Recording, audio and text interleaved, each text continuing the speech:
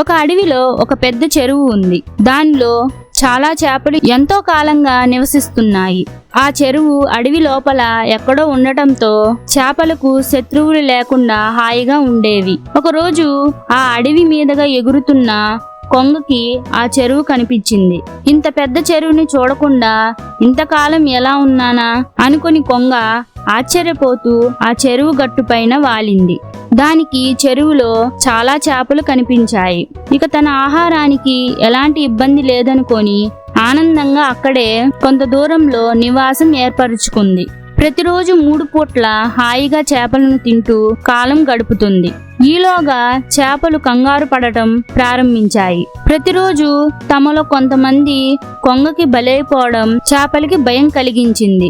ఇలా అయితే కొన్ని రోజులకి తామెవ్వరము మిగలమని తెలుసుకొని ఒక రాత్రి చేపలన్నీ కలిసి కొంగ బారి నుండి రక్షించుకోవాలనే ఉపాయం ఆలోచించసాగాయి. ఒక చేప పిల్ల నాకొక ఉపాయం తట్టింది, కానీ దానికి మీ అందరి సహకారం కావాలి అని చెప్పింది.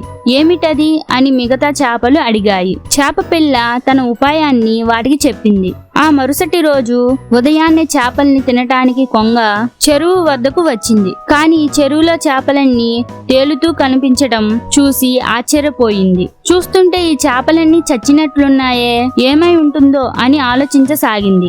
ఇంతలో ఒక చేప నీరసంగా పడుతూ లేస్తూ కనిపించింది. కొంగ ఆనందంగా ఆ చేపను పట్టుకోవడానికి ముందుకు వచ్చింది. కానీ ఆ చేప కొంగతో నీకు బతకాలని ఉంటే నా మాట విను అన్నది. కొంగ ఆగి ఏమిటో చెప్పు అన్నది. నిన్న రాత్రి ఒక నాగపాము చెరువు దగ్గరకు వచ్చి నీళ్లు తాగబోయింది. ఈలోగా ఒక పెద్ద చేప దానిని కొరికింది. దాంతో కోపం వచ్చిన పాము చెరువులో విషాన్ని కక్కి వెళ్లిపోయింది. దాంతో చెరువులో నీళ్లన్నీ విషమయం అయిపోయాయి. అందుకే చేపలన్నీ చచ్చి తేలుతున్నాయి. నేను కూడా ఇంకో క్షణంలో చావబోతున్నాను. నన్ను తింటే నువ్వు కూడా చనిపోతావు, జాగ్రత్తగా ఉండు అని చెప్పింది. దాంతో భయపడ్డ కొంగ ఇక ఆ చెరువులో తనకి ఆహారం దొరకదని తెలుసుకొని మరొక చెరువును ఎత్తుక్కుంటూ వెళ్లిపోయింది. చేప పిల్ల ఉపాయం వల్ల చేపలన్నీ ఎంతో సంతోషంగా ఉన్నాయి.